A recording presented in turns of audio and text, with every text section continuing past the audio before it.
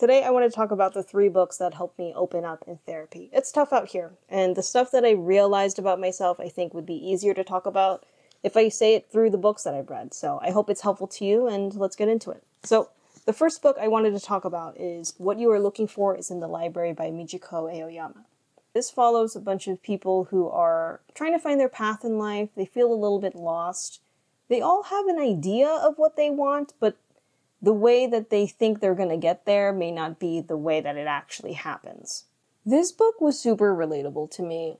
I'm in my early 30s, and when I was in my 20s, I thought that I would have things figured out by now, but I don't, My therapist and I are working on goals right now, and they've asked me something called the miracle question, which basically goes like this. Let's say a miracle happened overnight. When you wake up, what's the first thing you've noticed that tells you things have improved? And honestly, I don't really know, and I kind of envy the characters in this book for knowing, or for having some type of direction in their life, I guess. I think the overall theme of this book is to have some flexibility, and to let go of the image of what you think your life should be by now, which is easier said than done. I'm very much in the process of just trying to figure out what I want to do. And maybe it's okay to feel a little bit lost, I wanted to share a quote from the book that goes, "I still don't know what I want to do, or what I can do. What I do know is that there's no need to panic, or do more than I can cope with right now. For the time being, I plan to simply get my life in order and learn some new skills, choosing from what's available." Okay, so the next book I want to talk about is The Little Prince by Antoine de Saint-Exupéry.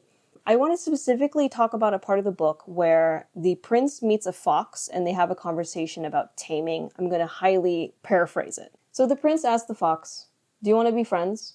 And the fox is like, "No." "Why not?" "Then we would have tamed each other." "What's that?" "I will become unlike any fox you've met, and you will become unlike any boy I've met." And the prince is like, "Okay." "And when it's time to say goodbye, it will hurt more." "I think I understand." This one's really tough for me. To let someone close to you, you also have to open yourself up to the risk that they might hurt you, or maybe you might even hurt them, Therapy is a special type of relationship where they can't really help you unless you let them get closer to you, and I kind of struggle with that. I've had some crappy therapists before, some crappy therapy experiences before. So now, with my current therapist, I'm like super guarded. I kind of give them a hard time when they try to get closer to me, which they've done nothing to me. They've shown me nothing but kindness and patience, but it's hard to trust them and to let them try to, understand me more, get to know me more, or whatever. I don't want to be tamed by them, but I have to, because that's how therapy works. That's the only way it's really going to help me. So the quote that I wanted to share from this book, "Wheat fields say nothing to me, which is sad, but you have hair the color of gold, so it will be wonderful once you've tamed me. The wheat, which is golden, will remind me of you, and I'll love the sound of the wind in the wheat." Just gorgeous, man. I love that book so much. The next book is The Hobbit by J.R.R. Tolkien.